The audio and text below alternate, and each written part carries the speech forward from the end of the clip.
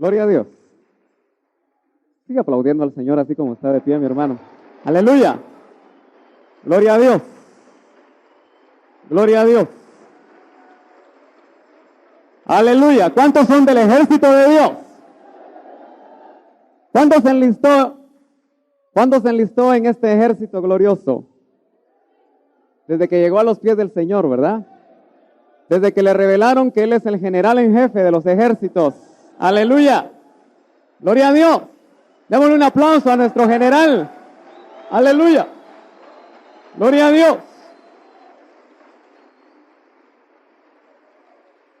Aleluya. Vamos a orar y vamos a recordar a nuestro hermano apóstol que se encuentra en la República de México. Él siempre está haciendo la labor apostólica para la cual el Señor le llamó en el norte de México, en la ciudad de Hermosillo. Así que vamos a orar porque el Señor lo use poderosamente, como lo ha estado usando, lo use mucho más para llevar el glorioso evangelio que ha cambiado su vida y ha cambiado la mía. Aleluya. Así que vamos a orar y también vamos a poner delante del Señor las peticiones. Señor, en esta hora te damos gracias por tu gran bendición. Es una gran bendición estar en esta noche, Padre, una vez más, dispuestos y con el corazón abierto a que nos hables tú. Gracias por los instrumentos ministeriales que tiene tu cuerpo alrededor del mundo, en especial por nuestro hermano Otto. Síguelo usando con bendición, síguelo usando poderosamente y permite que tu palabra siga corriendo, Padre, como un gran río y que llegue a lugares insospechados ese glorioso evangelio revelado. Te pedimos que estas peticiones y las que no se escribieron, pero que están en los corazones, sean oídas de acuerdo a tu voluntad y de acuerdo a tu poder. Envía tu palabra a tiempo y fuera de tiempo y enséñanos. En el nombre de Jesús, te damos gracias. Amén. Puede sentarse, mi hermano. Gloria a Dios. Usted está gozoso, mi hermano. Es una bendición saber que el Señor nos tiene con vida. Y es una gran bendición saber que estamos dentro del plan de Dios. Y que cada vez más que nos acercamos al final de los tiempos, Dios nos habla cada vez más claro en lo individual de lo que Él anhela que nosotros hagamos dentro de su cuerpo. Y quisiera que me acompañara a la epístola a los Romanos, capítulo 12, y vamos a leer 2 versículos que nosotros conocemos muy bien, pero que tal vez no hemos logrado encontrar la profundidad de la experiencia de estos pasajes. Muchas veces podemos conocer la Biblia de memoria o ciertos pasajes de memoria, y sin embargo, todavía no disfrutar de la profundidad que es experimentar esa palabra dentro de nuestra vida. Yo creo que la profundidad no está en el conocimiento teológico que podamos tener de la Biblia, sino que en la experiencia profunda cuando esa Biblia se hace realidad en nosotros. Por eso siempre he dicho que el evangelio que usted tiene es el evangelio que usted puede practicar, el evangelio que usted puede vivir, lo demás se vuelve teoría. Y el mundo, al fin y al cabo, lo que ve del evangelio es lo que usted y yo vivimos. Romanos dice, el apóstol Pablo, dice, por consiguiente, hermanos, os ruego por las misericordias de Dios que presentéis vuestros cuerpos como sacrificio vivo y santo, aceptable a Dios, que es vuestro culto racional. Y no os adaptéis a este mundo, sino transformaos mediante la renovación de vuestra mente para que verifiquéis cuál es la voluntad de Dios, lo que es bueno, aceptable y perfecto. En esta noche, con la ayuda del Señor, quisiera compartir con ustedes, hermano, lo que es la voluntad de Dios. Yo creo que el principal problema de nosotros los cristianos es conocer la voluntad de Dios para nuestra vida. Creo que desde que inicia nuestro caminar cristiano, uno de los mayores problemas en los cuales nos enfrentamos nosotros es poder identificar cuál es la voluntad de Dios para mi vida. ¿Qué quiere Dios de mí? ¿Por qué me salvó? ¿Por qué me transformó? ¿Por qué está obrando de la manera como está obrando en mi vida? ¿Para qué? Dios, usted sabe que es un Dios de propósitos. Y como es un Dios de propósitos, y leemos en su palabra abundantemente que Él nos salvó con propósitos definidos y tiene planes específicos para cada uno de nosotros. Y parece ser que el inicio de la vida cristiana muchas veces es trastumbar como en un túnel sin luz, tratando a tientas de ir identificando cuál puede ser la voluntad de Dios. Y muchas veces, hermanos, nos encontramos sin luz, tratando de probar de alguna manera si lo que estamos haciendo, si las decisiones que estamos tomando son o no la voluntad de Dios. Cada día usted se pregunta, ¿será la voluntad de Dios que acepte este trabajo? Aquel que está pensando en casarse, cuando empieza a ver que pasan por ahí ciertas candidatas o candidatos, empieza a preguntarse inmediatamente en su mente, ¿será la voluntad de Dios Pedrito?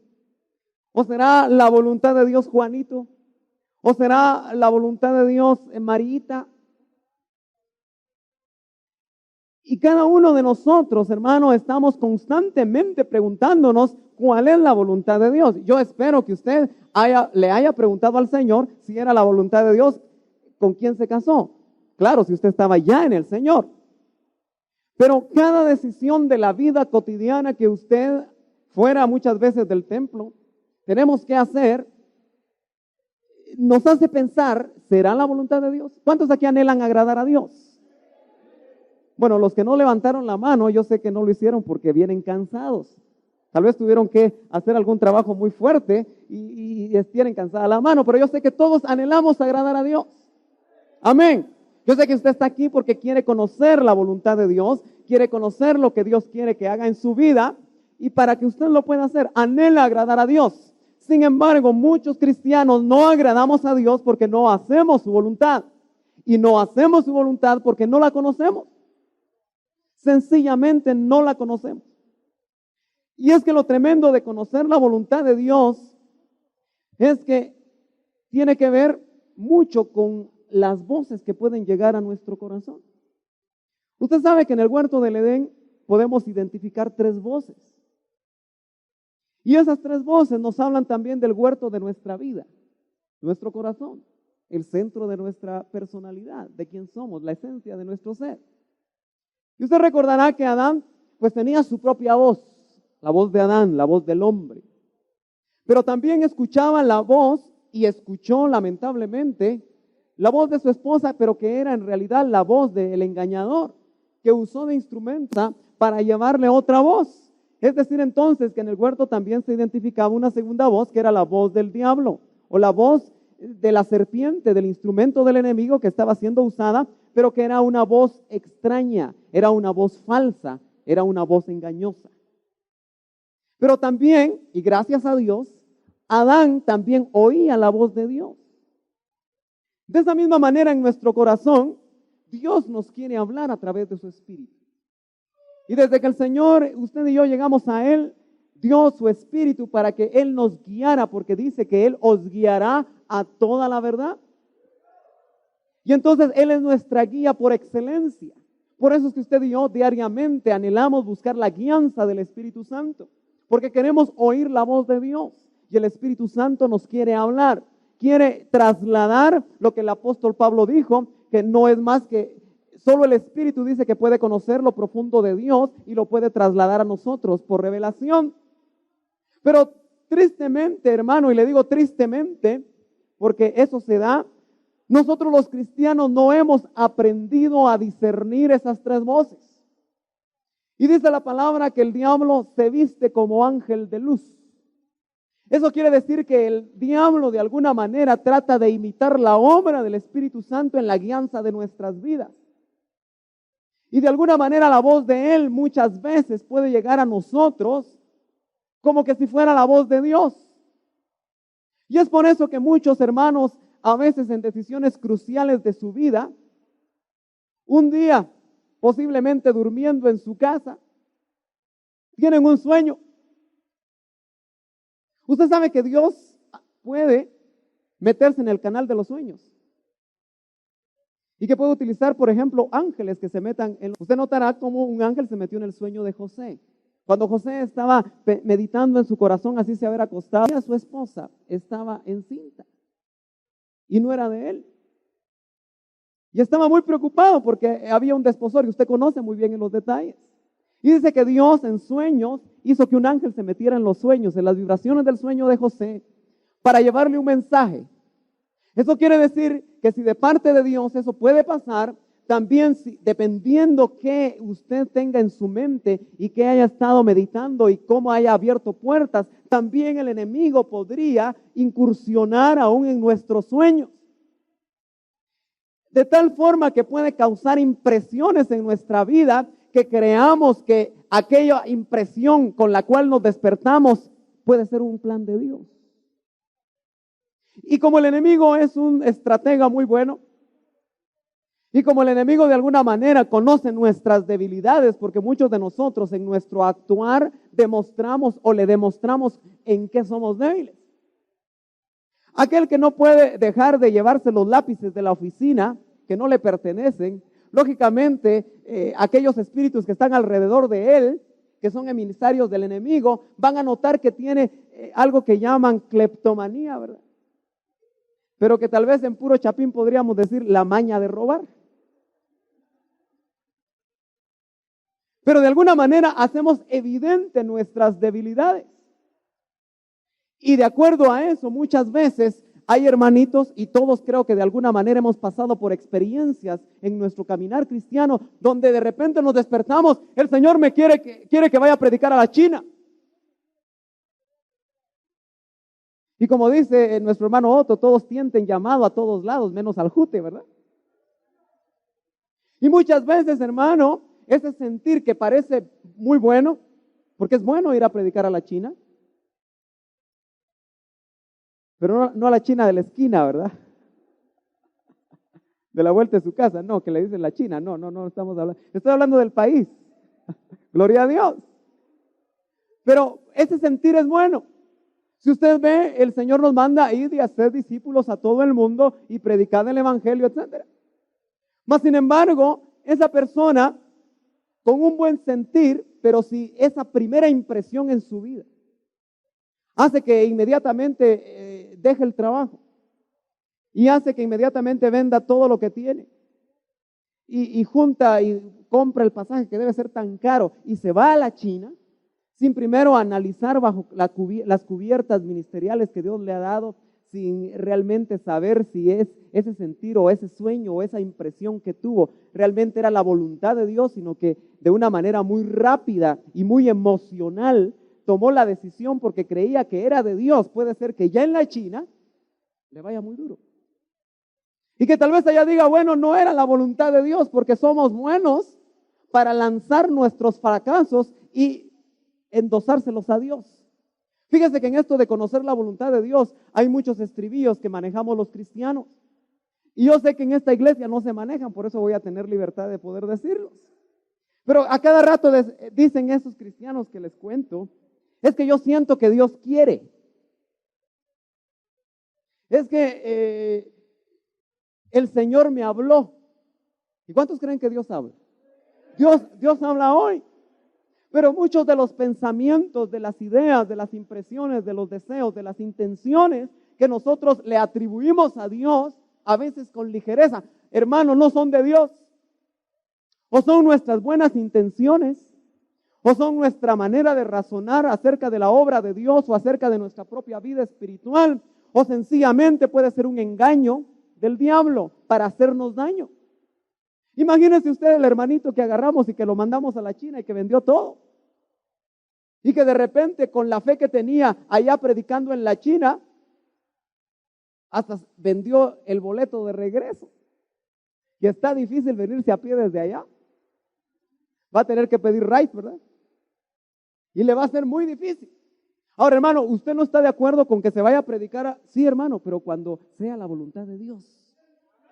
A veces los momentos de Dios no son cuando nosotros los percibimos por primera vez, sino que necesitamos discernir los tiempos de Dios. Definitivamente creo que todos los que estamos acá hemos recibido promesas de Dios, hemos recibido retos de Dios, hemos recibido muchas cosas en las cuales nosotros sabemos que Dios nos quiere utilizar. El problema es cuándo, cómo, dónde, a quién, en qué circunstancias. Eso quiere decir que el aprender a discernir la voluntad de Dios, hermano, es una invitación a madurar. Es una invitación como la que hizo el apóstol Pablo ahí en el capítulo 5, al final de Hebreos, cuando dice, avancemos hacia la madurez.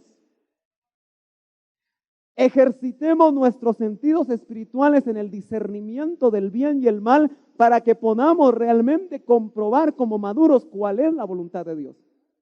Pero como de introducción ya estuvo bueno, vayamos al pasaje. Y el pasaje nos dice o nos habla, hermano, porque finaliza el verso 2, hablándonos precisamente de lo que queremos expresar en esta noche. Pero es hasta el final, como que es la conclusión, el conocer la voluntad de Dios, de lo que el apóstol Pablo nos quiere decir acá. Y dice, por consiguiente. Ahora, esa famosa frase, por consiguiente, o como traducen otros, por lo tanto, o en otras versiones, lo que trata de decir es conectar todo lo que los 11 capítulos anteriores de la epístola a los romanos nos quiso decir el apóstol Pablo, o Dios a través de ese instrumento. Y usted si hace un chequeo rápido de lo que dice la epístola, se va a dar cuenta que los primeros capítulos llegan a la conclusión en el capítulo 3 y versículo 23 de decir, por cuanto todos pecaron, están destituidos de la gloria de Dios. Todo el mensaje del apóstol que viene hablando desde el capítulo 1 hasta el 3 y que lo concluye en ese verso 23, dice, todos hemos pecado. Sin embargo, en el capítulo 4 nos empieza a hablar de la justificación que es por la fe y nos pone el ejemplo de Abraham, que fue justificado no por sus obras, sino que por la fe que tuvo en el Dios desconocido que se le presenta y que lo hace entonces a él como consecuencia obrar en Dios. Y el capítulo 5 empieza, hermano, con un pasaje tremendo cuando dice, justificados pues por la fe tenemos paz para con Dios. Y nos dice que solamente a través de la justificación que Dios da a nuestra vida por el sacrificio de Cristo, a través de la fe, usted y yo podemos tener paz con Dios. Aleluya. Gloria a Dios. Aleluya. Aleluya. Gloria a Dios. Y el capítulo 6 del apóstol Pablo nos empieza a decir que en Cristo hemos sido bautizados en su muerte, pero que a semejanza de la muerte en él también resucitamos con él. Y el capítulo 7 nos presenta el cuadro de un hombre cristiano que de alguna manera experimentaba en su caminar cristiano un tremendo conflicto y que llega a la conclusión de decir, miserable hombre de mí, ¿quién me va a librar de este cuerpo de muerte? Quizá usted y yo en algún momento, enfrentando la batalla espiritual que tenemos de la carne y el espíritu, hemos llegado a la misma conclusión. Y el capítulo 8 nos da una salida hermosa y maravillosa cuando nos dice que ninguna condenación hay para los que están en Cristo Jesús. Aleluya. Gloria a Dios. Gloria a Dios. Aleluya. Y nos dice para los que andan conforme al Espíritu y no conforme a la carne. Los capítulos 9, 10 y 11 hablan de Israel, pero nos dan un mensaje tremendo de que nosotros, no siendo pueblo, precisamente por el acercamiento que tuvimos, por la misericordia de Dios, hemos llegado a ser pueblo. Con todo este mensaje que el apóstol Pablo lanza en todos esos 11 capítulos, nos dice, por consiguiente, después de todas las misericordias de Dios, después de que tú y yo somos objeto del amor maravilloso de Dios porque éramos miseria, porque misericordia quiere decir amor a la miseria. Y todos nosotros sin Cristo éramos miserables. Y Dios pagó el precio más alto enviando a su Hijo, aleluya, para morir por la miseria. Aleluya. Gloria a Dios. Aleluya. Santo es el Señor. Y entonces, hermano, con todo eso nosotros podemos entender por qué el apóstol está exhortando y está invitándonos de una manera tremenda y nos llama hermanos. Dice, por consiguiente, hermanos. Y nosotros, hermano, a veces utilizamos la frase de hermano sin darle el verdadero sentido de lo que eso significa. el hermanito fulano de tal, ¿qué tal hermano? ¿Cómo está usted? Pero no hemos llegado a entender qué significa el que seamos y que el apóstol diga hermanos. Y tal vez solo el griego nos puede dar la idea. Porque la palabra que ahí se utiliza es adelphos. Y la palabra adelphos es yo no quiero entrar en tecnicismo, solo le quiero decir que delphos quiere decir matriz. Y cuando juntamos esas dos palabras, lo que está diciendo es hijos de la misma matriz. Entonces el apóstol Pablo lo que está diciendo es, por las misericordias de Dios, todos aquellos que sean hijos de la misma matriz. Y ya anteriormente en el capítulo 8 y versículo 28 nos había dicho que nosotros íbamos a ser Cristo el primogénito y nosotros muchos adelphos. Gloria a Dios. Sigue aplaudiendo al Señor así como está de pie, mi hermano. Aleluya. Gloria a Dios. Gloria a Dios. Aleluya. ¿Cuántos son del ejército de Dios? ¿Cuántos se enlistó en este ejército glorioso? Desde que llegó a los pies del Señor, ¿verdad? Desde que le revelaron que Él es el general en jefe de los ejércitos. Aleluya. Gloria a Dios. Démosle un aplauso a nuestro general. Aleluya. Gloria a Dios. Aleluya. Vamos a orar y vamos a recordar a nuestro hermano apóstol que se encuentra en la República de México. Él siempre está haciendo la labor apostólica para la cual el Señor le llamó en el norte de México, en la ciudad de Hermosillo. Así que vamos a orar porque el Señor lo use poderosamente, como lo ha estado usando, lo use mucho más para llevar el glorioso evangelio que ha cambiado su vida y ha cambiado la mía. Aleluya. Así que vamos a orar y también vamos a poner delante del Señor las peticiones. Señor, en esta hora te damos gracias por tu gran bendición. Es una gran bendición estar en esta noche, Padre, una vez más, dispuestos y con el corazón abierto a que nos hables tú.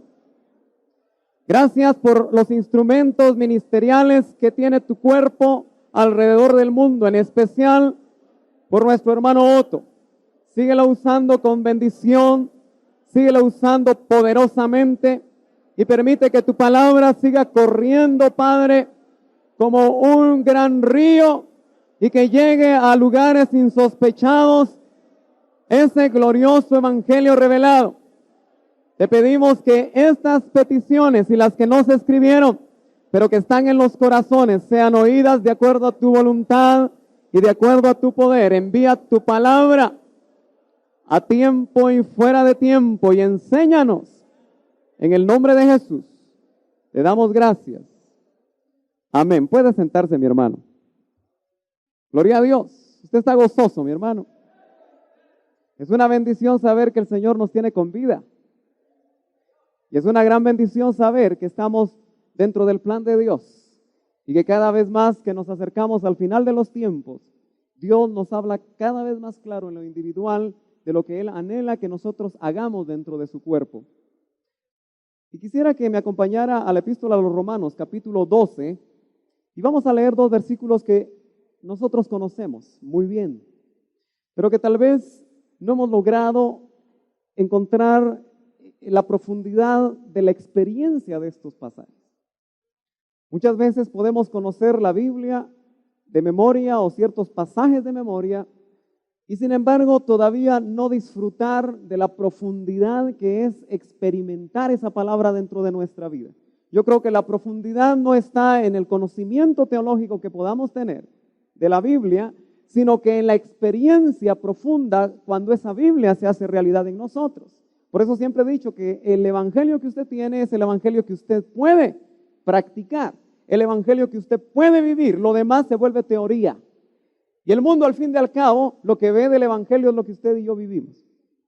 Romanos dice, el apóstol Pablo, dice, por consiguiente, hermanos, os ruego por las misericordias de Dios que presentéis vuestros cuerpos como sacrificio vivo y santo, aceptable a Dios, que es vuestro culto racional. Y no os adaptéis a este mundo, sino transformaos mediante la renovación de vuestra mente para que verifiquéis cuál es la voluntad de Dios, lo que es bueno, aceptable y perfecto. En esta noche, con la ayuda del Señor, quisiera compartir con ustedes, hermano, lo que es la voluntad de Dios. Yo creo que el principal problema de nosotros los cristianos es conocer la voluntad de Dios para nuestra vida. Creo que desde que inicia nuestro caminar cristiano, uno de los mayores problemas en los cuales nos enfrentamos nosotros es poder identificar cuál es la voluntad de Dios para mi vida. ¿Qué quiere Dios de mí? ¿Por qué me salvó? ¿Por qué me transformó? ¿Por qué está obrando de la manera como está obrando en mi vida? ¿Para qué? Dios, usted sabe que es un Dios de propósitos. Y como es un Dios de propósitos, y leemos en su palabra abundantemente que Él nos salvó con propósitos definidos y tiene planes específicos para cada uno de nosotros. Y parece ser que el inicio de la vida cristiana muchas veces es trastumbar como en un túnel sin luz, tratando a tientas de ir identificando cuál puede ser la voluntad de Dios. Y muchas veces, hermano, nos encontramos sin luz, tratando de probar de alguna manera si lo que estamos haciendo, si las decisiones que estamos tomando son o no la voluntad de Dios. Cada día usted se pregunta, ¿será la voluntad de Dios que acepte este trabajo? Aquel que está pensando en casarse, cuando empieza a ver que pasan por ahí ciertas candidatas o candidatos, empieza a preguntarse inmediatamente en su mente, ¿será la voluntad de Dios Pedrito? ¿O será la voluntad de Dios Juanito? ¿O será la voluntad de Dios Marita? Y cada uno de nosotros, hermano, estamos constantemente preguntándonos cuál es la voluntad de Dios. Yo espero que usted le haya preguntado al Señor si era la voluntad de Dios con quién se casó. Claro, si usted estaba ya en el Señor. Pero cada decisión de la vida cotidiana que usted fuera muchas veces del templo, tenemos que hacer, nos hace pensar, ¿será la voluntad de Dios? ¿Cuántos aquí anhelan agradar a Dios? Bueno, los que no levantaron la mano, yo sé que no lo hicieron porque vienen cansados. Tal vez tuvieron que hacer algún trabajo muy fuerte y tienen cansada la mano, pero yo sé que todos anhelamos agradar a Dios. Amén.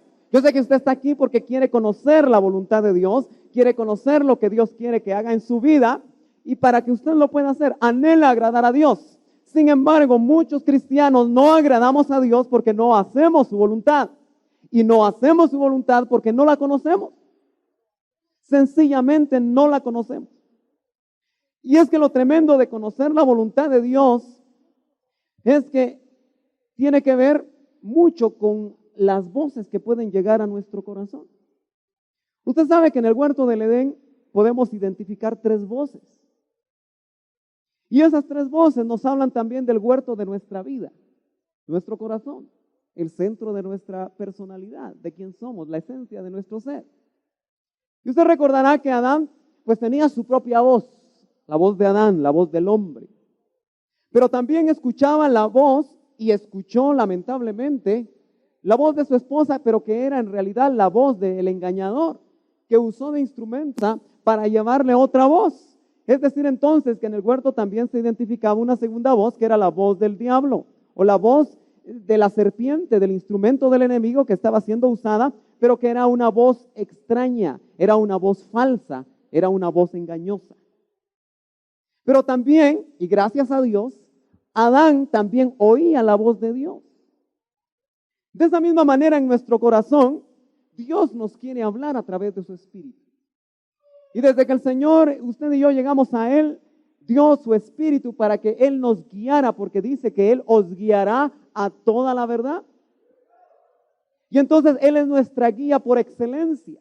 Por eso es que usted y yo diariamente anhelamos buscar la guianza del Espíritu Santo, porque queremos oír la voz de Dios y el Espíritu Santo nos quiere hablar. quiere trasladar lo que el apóstol Pablo dijo, que no es más que solo el Espíritu dice que puede conocer lo profundo de Dios y lo puede trasladar a nosotros por revelación. Pero tristemente, hermano, y le digo tristemente, porque eso se da, nosotros los cristianos no hemos aprendido a discernir esas tres voces. Y dice la palabra que el diablo se viste como ángel de luz. Eso quiere decir que el diablo de alguna manera trata de imitar la obra del Espíritu Santo en la guianza de nuestras vidas.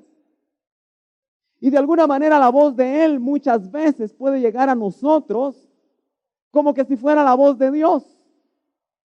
Y es por eso que muchos hermanos, a veces en decisiones cruciales de su vida, un día, posiblemente durmiendo en su casa, tienen un sueño. Usted sabe que Dios puede meterse en el canal de los sueños. Y que puede utilizar, por ejemplo, ángeles que se metan en... Usted notará cómo un ángel se metió en el sueño de José. Cuando José estaba meditando en su corazón, así se haber acostado, y a su esposa estaba encinta. Y no era de él. Y estaba muy preocupado porque había un desposorio. Usted conoce muy bien en los detalles. Y dice que Dios en sueños hizo que un ángel se metiera en los sueños, en las vibraciones del sueño de José, para llevarle un mensaje. Eso quiere decir que si de parte de Dios eso puede pasar, también dependiendo qué usted tenga en su mente y que haya estado meditando y cómo haya abierto puertas, también el enemigo podría incursionar aún en nuestros sueños. De tal forma que puede causar impresiones en nuestra vida que creamos que aquella impresión con la cual nos despertamos puede ser un plan de Dios. Y como el enemigo es un estratega muy bueno, y como el enemigo de alguna manera conoce nuestras debilidades, porque muchos de nosotros en nuestro actuar demostramos o le demostramos en qué somos débiles. Aquel que no puede dejar de llevarse los lápices de la oficina, que no le pertenecen, lógicamente aquellos espíritus que están alrededor de él, que son emisarios del enemigo, van a notar que tiene algo que llaman cleptomanía, ¿verdad? Pero que tal vez en puro chapín podríamos decir la maña de robar. Pero de alguna manera hacemos evidente nuestras debilidades. Y de acuerdo a eso, muchas veces hay hermanitos, y todos creo que de alguna manera hemos pasado por experiencias en nuestro caminar cristiano, donde de repente nos despertamos, el Señor me quiere que vaya a predicar a la China. Y como dice nuestro hermano Otto, todos tienten llamado a todos lados, menos al jute, ¿verdad? Y muchas veces, hermano, ese sentir que parece muy bueno, porque es bueno ir a predicar a la China, pero no a la China de la esquina, ¿verdad? De la vuelta de su casa, no, que le dicen la China, no estamos hablando, estoy hablando del país, gloria a Dios. Pero ese sentir es bueno. Si usted ve, el Señor nos manda a ir y hacer discípulos a todo el mundo y predicar el evangelio, etc. Mas, sin embargo, esa persona con un buen sentir, pero si esa primera impresión en su vida hace que inmediatamente deje el trabajo y hace que inmediatamente venda todo lo que tiene y junta y compra el pasaje que debe ser tan caro y se va a la China, sin primero analizar bajo las cubiertas ministeriales que Dios le ha dado, sin realmente saber si es ese sentir o ese sueño o esa impresión que tuvo realmente era la voluntad de Dios, sino que de una manera muy rápida y muy emocional tomó la decisión porque creía que era de Dios. Puede ser que ya en la China le vaya muy duro. Y que tal vez ella diga, bueno, no era la voluntad de Dios porque somos buenos para lanzar nuestros fracasos y endosárselos a Dios. Fíjese que en esto de conocer la voluntad de Dios hay muchos estribillos que manejamos los cristianos. Y yo sé que en esta iglesia no se manejan, por eso voy a tener libertad de poder decirlos. Pero a cada rato dicen esos cristianos que les cuento, es que yo siento que Dios quiere. Es que el Señor me habló. ¿Y cuántos creen que Dios habla? Dios habla hoy. Pero muchos de los pensamientos, de las ideas, de las impresiones, de los deseos, de las intenciones que nosotros le atribuimos a Dios, a veces con ligereza, hermano, no son de Dios. O son nuestras buenas intenciones, o son nuestra manera de razonar acerca de la obra de Dios o acerca de nuestra propia vida espiritual, o sencillamente puede ser un engaño del diablo para hacernos daño. Imagínense usted el hermanito que agarramos y que lo mandamos a la China y que vendió todo. Y que de repente con la fe que tenía allá predicando en la China, hasta vendió el boleto de regreso. Y está difícil venirse a pie desde allá. Va a tener que pedir ride, ¿verdad? Y le va a ser muy difícil. Ahora, hermano, ¿usted no está de acuerdo con que se vaya a predicar? Sí, hermano, pero cuando sea la voluntad de Dios. A veces los momentos de Dios no son cuando nosotros los percibimos por primera vez, sino que necesitamos discernir los tiempos de Dios. Definitivamente creo que todos los que estamos acá hemos recibido promesas de Dios, hemos recibido retos de Dios, hemos recibido muchas cosas en las cuales nosotros sabemos que Dios nos quiere utilizar. El problema es cuándo, cómo, dónde, a quién, en qué circunstancias. Eso quiere decir que el aprender a discernir la voluntad de Dios, hermano, es una invitación a madurar. Es una invitación como la que hizo el apóstol Pablo ahí en el capítulo 5, al final de Hebreos, cuando dice, avancemos hacia la madurez. Ejercitemos nuestros sentidos espirituales en el discernimiento del bien y el mal para que podamos realmente comprobar como maduros cuál es la voluntad de Dios. Pero como de introducción ya estuvo bueno, vayamos al pasaje. Y el pasaje nos dice o nos habla, hermano, porque finaliza el verso 2, hablándonos precisamente de lo que queremos expresar en esta noche. Pero es hasta el final, como que es la conclusión, el conocer la voluntad de Dios, de lo que el apóstol Pablo nos quiere decir acá. Y dice, por consiguiente. Ahora, esa famosa frase, por consiguiente, o como traducen otros, por lo tanto, o en otras versiones, lo que trata de decir es conectar todo lo que los 11 capítulos anteriores de la epístola a los romanos nos quiso decir el apóstol Pablo, o Dios a través de ese instrumento. Y usted si hace un chequeo rápido de lo que dice la epístola, se va a dar cuenta que los primeros capítulos llegan a la conclusión en el capítulo 3 y versículo 23 de decir, por cuanto todos pecaron, están destituidos de la gloria de Dios. Todo el mensaje del apóstol que viene hablando desde el capítulo 1 hasta el 3 y que lo concluye en ese verso 23, dice, todos hemos pecado. Sin embargo, en el capítulo 4 nos empieza a hablar de la justificación que es por la fe y nos pone el ejemplo de Abraham, que fue justificado no por sus obras, sino que por la fe que tuvo en el Dios desconocido que se le presenta y que lo hace entonces a él como consecuencia obrar en Dios. Y el capítulo 5 empieza, hermano, con un pasaje tremendo cuando dice, justificados pues por la fe tenemos paz para con Dios. Y nos dice que solamente a través de la justificación que Dios da a nuestra vida por el sacrificio de Cristo, a través de la fe, usted y yo podemos tener paz con Dios. Aleluya. Gloria a Dios. Aleluya. Aleluya. Gloria a Dios. Y el capítulo 6 del apóstol Pablo nos empieza a decir que en Cristo hemos sido bautizados en su muerte, pero que a semejanza de la muerte en Él también resucitamos con Él. Y el capítulo 7 nos presenta el cuadro de un hombre cristiano que de alguna manera experimentaba en su caminar cristiano un tremendo conflicto y que llega a la conclusión de decir, miserable hombre de mí, ¿quién me va a librar de este cuerpo de muerte? Quizá usted y yo en algún momento, enfrentando la batalla espiritual que tenemos de la carne y el espíritu, hemos llegado a la misma conclusión.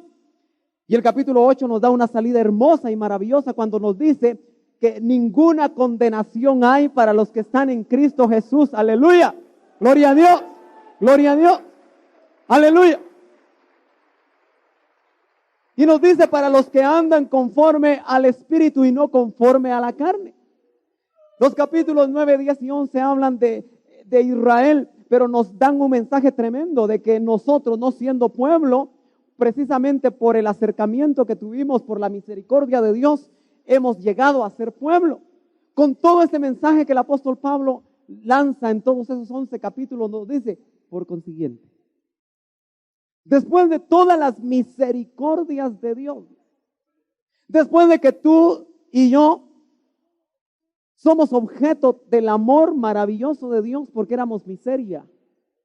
Porque misericordia quiere decir amor a la miseria. Y todos nosotros sin Cristo éramos miserables. Y Dios pagó el precio más alto enviando a su Hijo. Aleluya. Para morir por la miseria. Aleluya. Gloria a Dios. Aleluya. Santo es el Señor. Y entonces, hermano, con todo eso nosotros podemos entender por qué el apóstol está exhortando y está invitándonos de una manera tremenda y nos llama hermanos. Dice, por consiguiente, hermanos. Y nosotros, hermano, a veces utilizamos la frase de hermano sin darle el verdadero sentido de lo que eso significa. El hermanito fulano de tal, ¿qué tal hermano? ¿Cómo está usted? Pero no hemos llegado a entender qué significa el que seamos y que el apóstol diga hermanos. Y tal vez solo el griego nos puede dar la idea. Porque la palabra que ahí se utiliza es adelphos. Y la palabra adelphos es una, yo no quiero entrar en tecnicismo, solo le quiero decir que delphos quiere decir matriz. Y cuando juntamos esas dos palabras, lo que está diciendo es hijos de la misma matriz. Entonces el apóstol Pablo lo que está diciendo es, por las misericordias de Dios, todos aquellos que sean hijos de la misma matriz. Y ya anteriormente en el capítulo 8 y versículo 28 nos había dicho que nosotros íbamos a ser Cristo el primogénito y nosotros muchos adelphos. Dice, nosotros hemos sido conocidos, hemos sido predestinados, hemos sido llamados para ser a la imagen de Jesucristo, para que Él sea el primogénito entre muchos adelphos, para que Él sea el primogénito entre muchos que han nacido de lo alto en la misma matriz. Aleluya. Porque usted y yo, hermano, hemos sido engendrados de lo alto y por eso podemos llamarnos hermanos. Ninguno aquí podría decir que su hermano en la carne no nació de la misma matriz, porque tendría que ser un requisito indispensable de que usted llamara a su hermano en la carne hermano, que haya nacido de la misma matriz de su mamá. Ese es el sentido profundo que el apóstol Pablo quiere hacer en la exhortativa de que por la misericordia de Dios, la única respuesta racional, la única respuesta lógica, la única respuesta que puede haber en el Hijo de Dios, aquel que nació de la misma matriz engendrado de lo alto, es que se presente en sacrificio vivo, santo y agradable a Dios. No puede haber otra respuesta. Por eso, hermano, no creemos en un cristianismo mediocre. Por eso no podemos creer en un cristiano que viva medio el evangelio, sino que tenemos que darnos cuenta que la palabra de Dios está pidiendo una respuesta que es el servicio único en culto de adoración a Dios espiritual que podemos presentar a Dios. Es que usted y yo nos subamos como corderos vivos a la manera del sacrificio levítico, pero vivos y ya no muertos, santos, en santidad y agradando a Dios. Todo lo demás es una religión.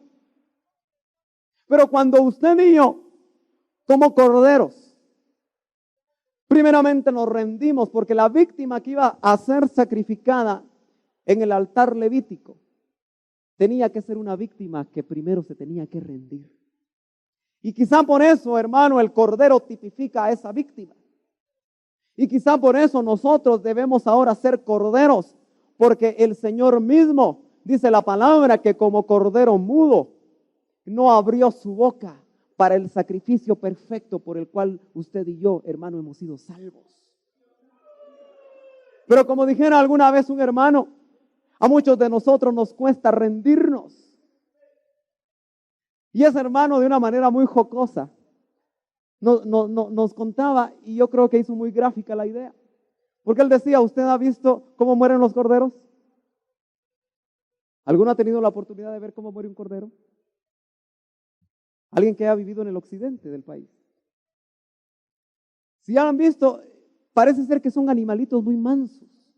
Y como que ya supieran, algunos que han leído, dice que cuando un cordero muere, algunos derraman una lágrima. Quiere decir que la manera como el Cordero muere, por eso llamaron al Cordero de Dios que iba a venir a quitar el pecado del mundo, lo tipificaron como un Cordero que enmudeció su boca, igual que nosotros, ¿verdad? Pero este hermano hizo la comparación de una manera muy, muy bonita, que yo creo que a usted no se le va a olvidar tampoco. Porque dijo, ¿y ha visto cómo mueren los cochitos? Dice que cuando el que lo va a matar empieza a sacar el cuchillo, empieza a dar de berridos, o no sé cómo se podría decir. ¿Cómo se llamará a la gritería que arma el cochito o el cerdito? Pero parece que se oye a una cuadra de distancia los berridos, no sé cómo, no, eso sería oveja, ¿va? Bueno, los gritos, ustedes le ponen el nombre. Y muchos de nosotros los cristianos, hermano, tendemos a morir al yo, a nuestros deseos, a nuestra voluntad, como esos animalitos, para que no se me ofenda, ¿verdad? Porque muchas veces Dios nos está tratando fuertemente. Porque yo le quiero decir una cosa. La invitación del apóstol y la invitación de Dios es para que usted y yo nos subamos al altar voluntariamente. Y el fuego del altar voluntario quema las impurezas, pero la mayoría de veces sin dolor. Porque la entrega voluntaria conlleva precisamente dolor. Porque ahí vemos al Señor en el Getsemaní, al Cordero, por excelencia, muriendo a su voluntad, muriendo a sus deseos y rindiendo su voluntad a la voluntad de Dios, para poder ser dado en libación por nosotros, para poder ser dado en ofrenda agradable a Dios como Cordero. Y de la misma manera nosotros, para entregarnos al Señor, hay Getsemanís en nuestras vidas. Y muchas veces los Getsemanís que Dios utiliza en la vida de cada uno puede ser la muerte de un ser querido. Porque si no nos subimos voluntariamente al altar, yo le cuento que por cuanto usted y yo somos hijos de Dios, Dios nos va a obligar a subir al altar. Porque necesita que nos subamos al altar. Y nos obliga a llegar al altar, pero entonces lo que se da en ese altar es el fuego de la prueba, que también perfecciona, porque lo dice la palabra, que el fuego de la prueba perfecciona, sin embargo, muchas veces produce mucho dolor.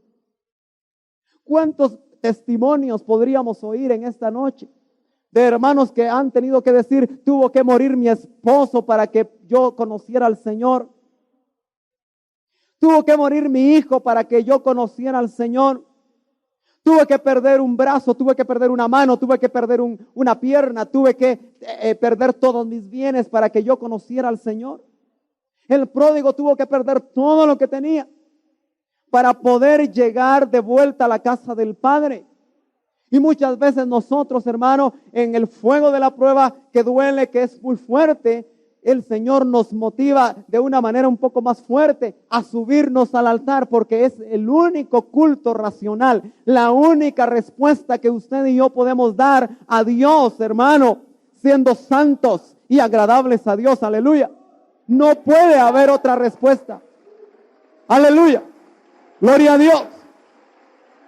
Gloria a Dios. Cuando usted y yo nos hemos subido al altar voluntariamente o a través del fuego de la prueba, porque ninguno de ustedes me va a negar que cuando viene el trato, que cuando viene la prueba, que cuando viene lo difícil, cuando nuestro cristianismo es confrontado ante la realidad de la vida, donde realmente la semilla que fue sembrada en nuestro corazón es probada si no fue tirada junto a abrojos o junto a piedras o junto al camino, donde la dificultad de la vida nos pone a prueba. Usted no me dejará mentir que es ahí donde clamamos a Dios, es ahí donde nos volvemos a Dios, es ahí donde nos arrepentimos. ¿Cuántos de nosotros llegamos al Señor precisamente por situaciones de ese tipo? ¿Y cuántos de nosotros tenemos que estar volviendo constantemente a Dios a través de las apreturas que el maravilloso Padre Celestial permite por amor a nuestra vida? Qué tremendo sería, hermano, que usted y yo, saliéndonos del camino, no tuviéramos la intervención maravillosa de un Padre amante, que con el báculo, como buen pastor, como los pastores usaban el báculo para duramente golpear a la oveja y tal vez golpearla y herirla para que pudiera entrar al camino. ¿Cuántas veces hemos tenido que ser heridos por aquel que nos ama y que nos disciplina precisamente porque nos tomó por hijos? Por eso el llamado de Dios en esta noche para nosotros es, si queremos conocer la voluntad de Dios, subámonos al altar. La víctima levítica tenía que ser sin defecto. Y eso nos habla de santidad. La víctima levítica tenía que ser perfecta. Y eso nos habla de santificación de parte de Dios. Pero el tema es cómo voy a conocer la voluntad de Dios en mi vida. En primer lugar, subiéndonos al altar. Ya lo vimos.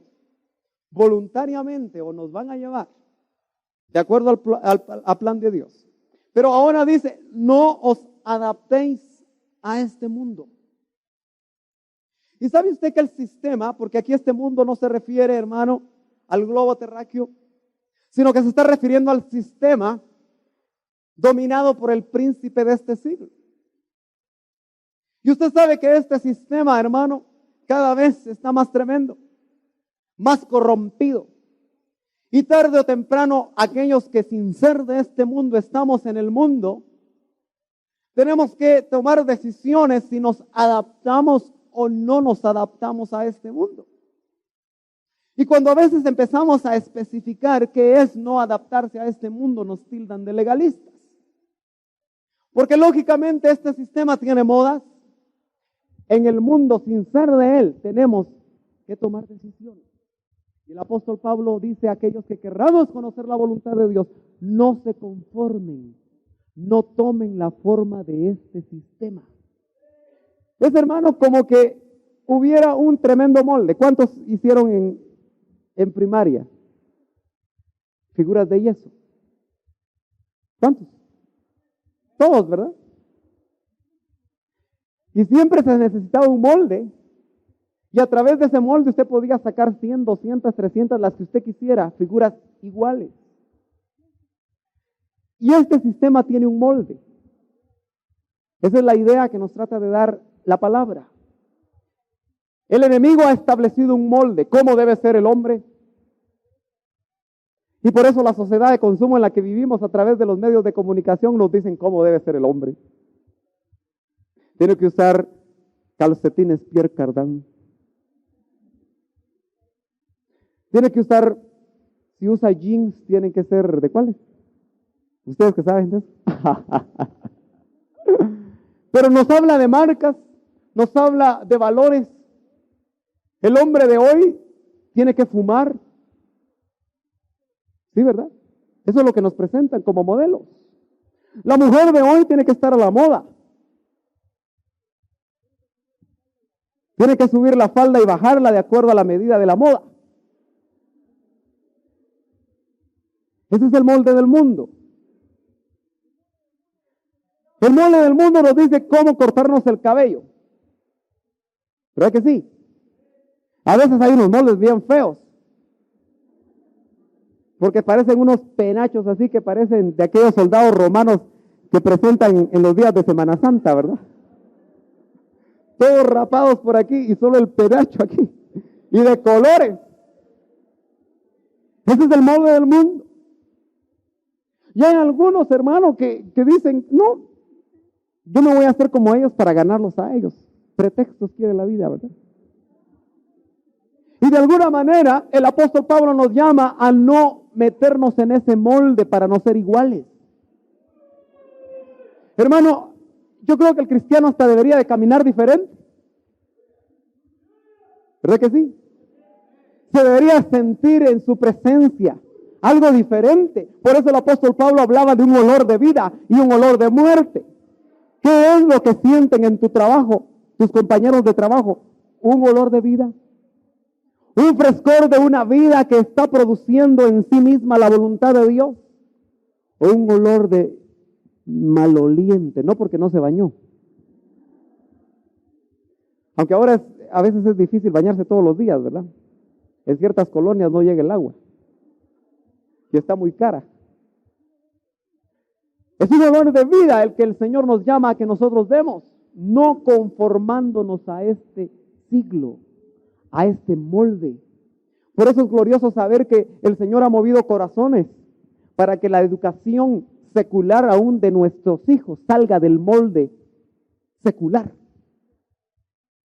y sea en una base bíblica. Porque de alguna manera nuestros hijos están siendo educados en un sistema que no cree en Dios. Y gloria a Dios por el sentir de los corazones de aquellos hermanos que han tomado la bandera de la educación a través de las bases cristianas, de las bases de una educación que cree en Dios. Pero sigue diciendo más, sino transformados mediante la renovación de nuestra mente o de vuestra mente. Hermano, yo no puedo entender un mensaje bíblico o una vida cristiana que haya recibido el mensaje bíblico, evangélico, que no tenga transformación en su vida. Yo no puedo entender, y en la Biblia no cabe el hecho de que si en el mundo tenías vicios, en el evangelio no hayas encontrado la salida para dejarlos. Que no te pase lo que le pasaba a aquel cristiano, que cada vez que aparecía el diácono tenía que sacarse el cigarro y lo ponía por acá, sin darse cuenta que el humito le salía por la cabeza, sino el olor. Es tiempo de dejarlo, de masticar chicle.